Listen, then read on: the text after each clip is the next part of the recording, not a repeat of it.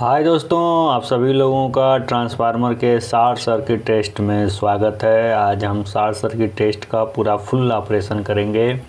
दोस्तों सिंपल सी बात है, आप बहुत अच्छे से जानते हैं कि ट्रांसफार्मर में दो तरीके के ही लॉस होते हैं। एक होता है कोर लॉस, दूसरा होता है कॉपर लॉस। तो कोर लॉस जैसा नाम से क्लियर है, ट्रांसफार्मर के कोर में जो लॉस होता है, कोर का मतलब उसके बनावट, उसके संरचना, जो उसका सिलिकॉन स्टील है, ये कोर है। इसमें जो लॉसेस होती हैं उसी को कोर लॉस कहते हैं बेटा। ये चूँकि फ्रीक्वेंसी पे निर्भर करती हैं और ट्रांसफार्मर की फ्रीक्वेंसी निश्चित होती है, इसीलिए कोर लॉस भी निश्चित होता है। और ये दो प्रकार का होता है, एक को कहते हैं हिस्टेरिसिस लॉस, एक को कहते हैं ईडी करंट लॉस। और ये बातें प्रीवियस लेक्चर्स में एक्सप्लेन किया जा चुका है, आप वहाँ पे पढ़ सकते हैं। कोर लॉस को निकालने के लिए हमें ट्रांसफार्मर पे ओपन सर्किट टेस्ट करना होता है।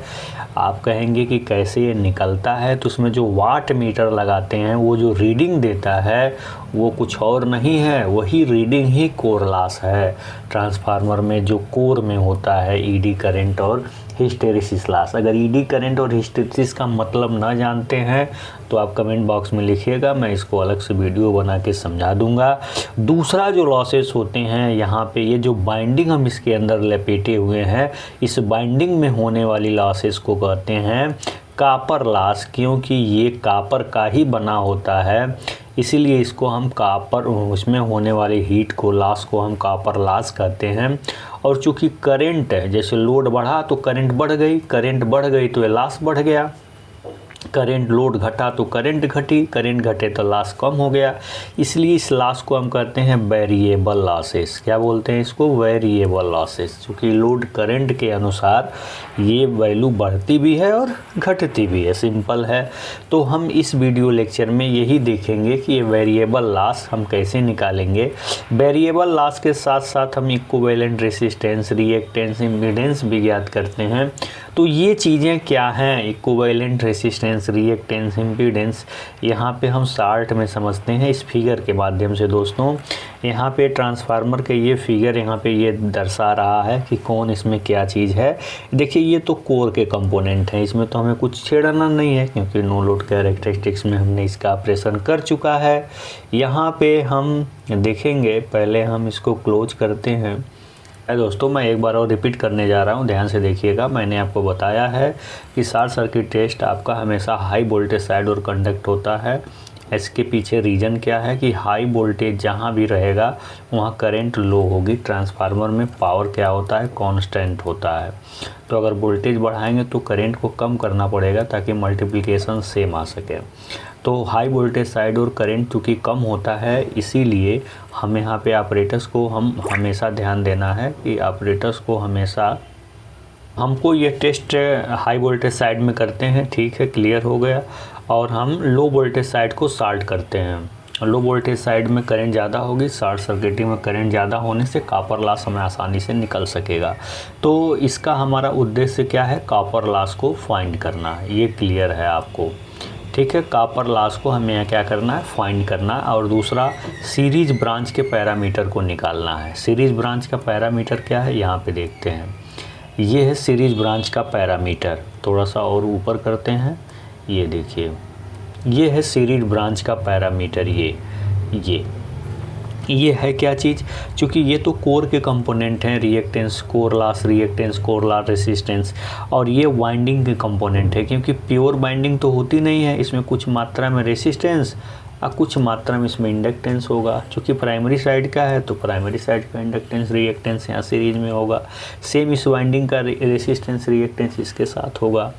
अगर हम सेकेंडरी के रेसिस्टेंस को प्राइमरी में ले जाएं तो दोनों मिल करके जो रेसिस्टेंस होंगे वो होंगे क्या? आपके समतुल्य रेसिस्टेंस या इक्विवेलेंट रेसिस्टेंस। इसको कैसे निकालते हैं? मान लीजिए प्राइमरी साइड में R1 है और सेकेंडरी साइड का R2 ले आ रहे हैं, तो R2/K² से डिवाइड करके हम इक्विवेलेंट रेसिस्टेंस या समतुल्य प्रतिरोध निकाल सकते हैं। एक K की वैल्यू आप निकाल ही सकते हैं V2/V1 से। तो ये हो गया समतुल्य प्रतिरोध। इसी प्रकार हम प्राइमरी साइड के रेसिस्टेंस को सेकेंडरी में भी ले जा सकते हैं। उसमें हमें K² × R1 का मल्टीप्लाई करना पड़ेगा।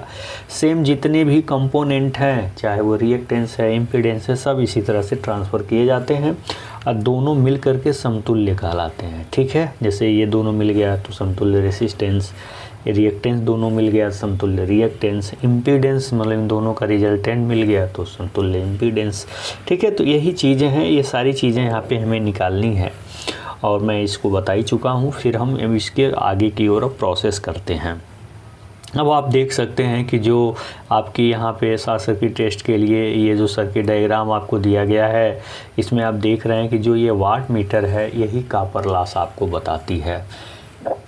ठीक है, कॉपर लॉस तो आपने निकाल लिया, लेकिन हमारा उद्देश्य सीरीज ब्रांच पैरामीटर को भी निकालना है। तो उनको हमें कैसे निकालना है, उन्हीं चीज़ को हम यहाँ पे डिस्कस करेंगे। पहले इक्विवेलेंट रेसिस्टेंस प्राइमरी साइड में, यहाँ क्या दिखा रहा है कि सेकेंडरी साइड का भी रेसिस्टेंस प्राइमरी साइड में आ चुका है। तो आप R को अगर निकालना है तो कैसे निकालते हैं, P = I² R आपने पढ़ा है। R को निकालना है तो P/I² करेंगे तभी R मिलेगा। तो वही चीज़ है, रेसिस्टेंस निकालना है तो टोटल पावर में से यहाँ पे शॉर्ट सर्किट करंट का स्क्वायर से हम डिवाइड कर देंगे तो R01 निकल जाएगा। हमें टोटल इम्पीडेंस निकालना है तो ये बहुत सिंपल है, आपका शॉर्ट सर्किट वोल्टेज अपन शॉर्ट सर्किट करंट जो भी है, short circuit voltage short circuit current आपके इन रीडिंग से मिल जाएगी। जो आपने यहाँ पे रीडिंग लगा रखा है, जो टेस्ट है, टेस्ट जो हो रहा है इसमें जो रीडिंग आपने जो लगा रखा है, इनके रेशियो से आपको आसानी से इम्पीडेंस निकाल सकते हैं। ठीक है, VSC/ISC से इम्पीडेंस निकल जाएगा। यहाँ पे इक्विवेलेंट रिएक्टेंस कैसे निकलेगा, चूँकि इम्पीडेंस निकल गया, रेसिस्टेंस निकल गया, तो रिएक्टेंस बहुत आसान है भाई, इन दोनों का तो वेक्टर सम ही है। क्यों, Z = R0² + X0², ये अंडर रूट में, तो बहुत आसानी से आप यहाँ से X0 निकाल सकते हैं, Z को अंदर भेज देंगे।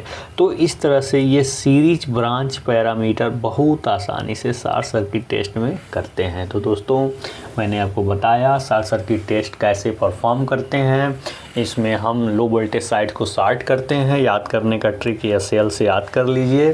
ठीक है, इसको हम SL से याद कर लीजिए कि हम सेकेंडरी साइड को यानी कि लो वोल्टेज साइड को हम क्या करते हैं, शॉर्ट करते हैं ताकि ज़्यादा से ज़्यादा करंट मिल सके, फुल लोड करंट हमें मिल सके।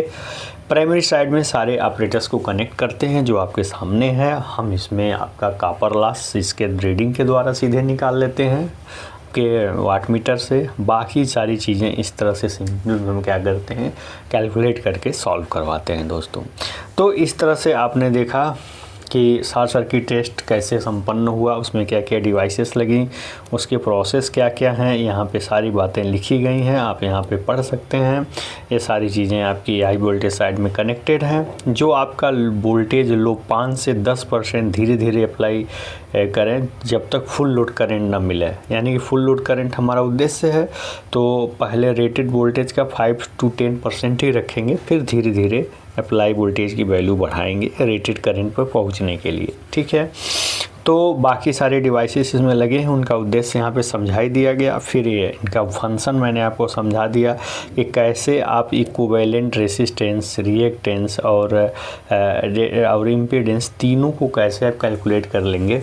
तो वही प्रोसेस मैंने आपको बताया, कैसे उसकी सर्किट डायग्राम बनी है, कैसे इन चीज़ों को क्या किया गया है, कैलकुलेट किया गया है दोस्तों।